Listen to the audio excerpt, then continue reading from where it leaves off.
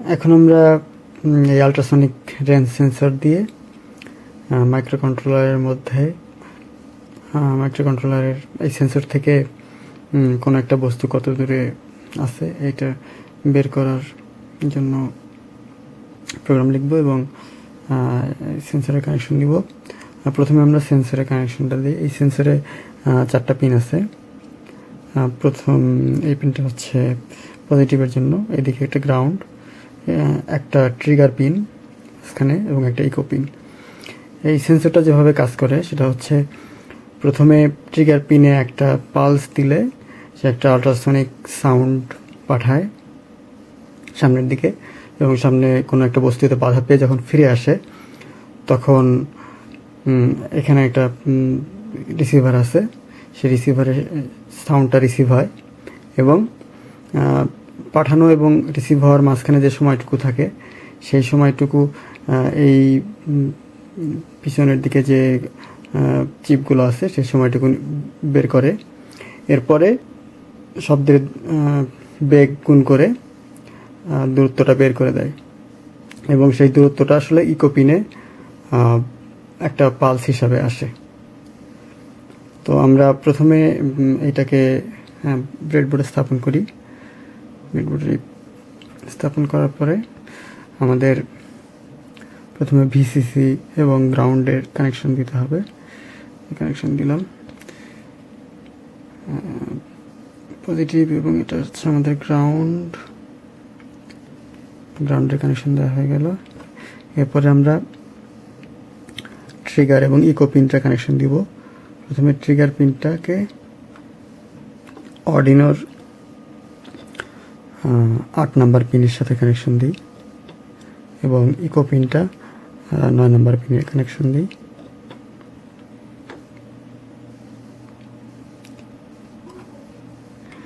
আমাদের কানেকশন দেওয়া হয়ে গেল। এরপরে আমাদের যেটা করতে হবে, আমরা এখানে পাওয়ার এবং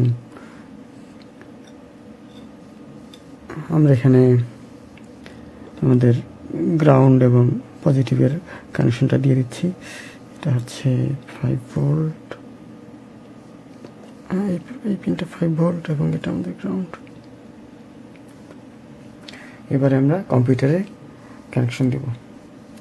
তো এইভাবে এটা আমাদের কনফিগারেশন। এরপরে আমরা কম্পিউটারে যখন প্রোগ্রাম লিখব, প্রোগ্রাম লিখে তারপরে প্রোগ্রামটা থেকে যখন আমরা ইকো পিন ট্রিগার পিনে একটা সিগন্যাল পাঠাবো, তারপরে ইকো পিনে আমরা একটা পালস পাবো, সেটা থেকে দূরত্ব বের করব। এবার আমরা কম্পিউটারের সাথে সংযোগ দিই প্রোগ্রাম লেখার জন্য।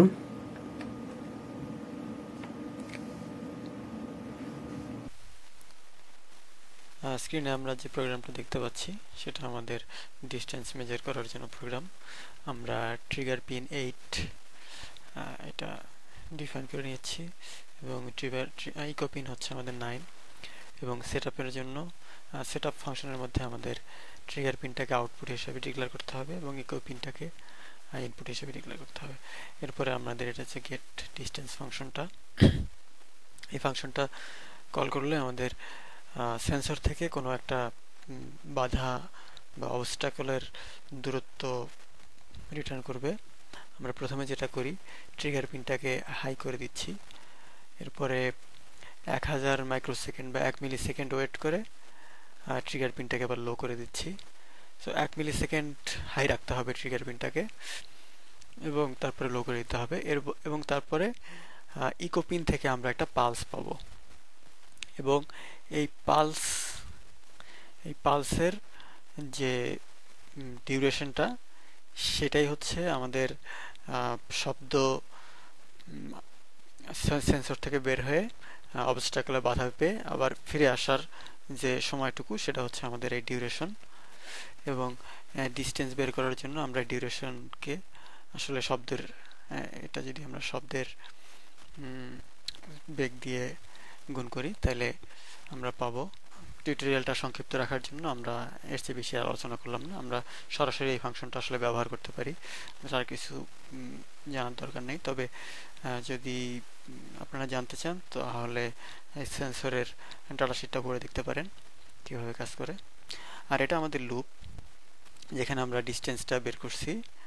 ডিস্টেন্স বের করার পরে তারপরে ডিস্টেন্সটা আসলে 200 সেন্টিমিটার এবং 2 সেন্টিমিটার এর মাঝামাঝি থাকবে। 2 সেন্টিমিটার সর্বনিম্ন এবং সর্বোচ্চ 200 সেন্টিমিটার পর্যন্ত এই সেন্সরটা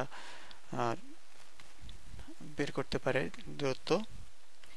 এবং এটা যদি না হয় তাহলে আমরা আসলে আউট অফ রেঞ্জ। তাহলে আমাদের কি করব সেটা এখানে লিখতে পারি। এবং যদি এই রেঞ্জের মধ্যে থাকে তাহলে আমরা ডিস্টেন্সটা, যে সেন্টিমিটারে যে ডিস্টেন্সটা পাবো, সেই ডিস্টেন্সটা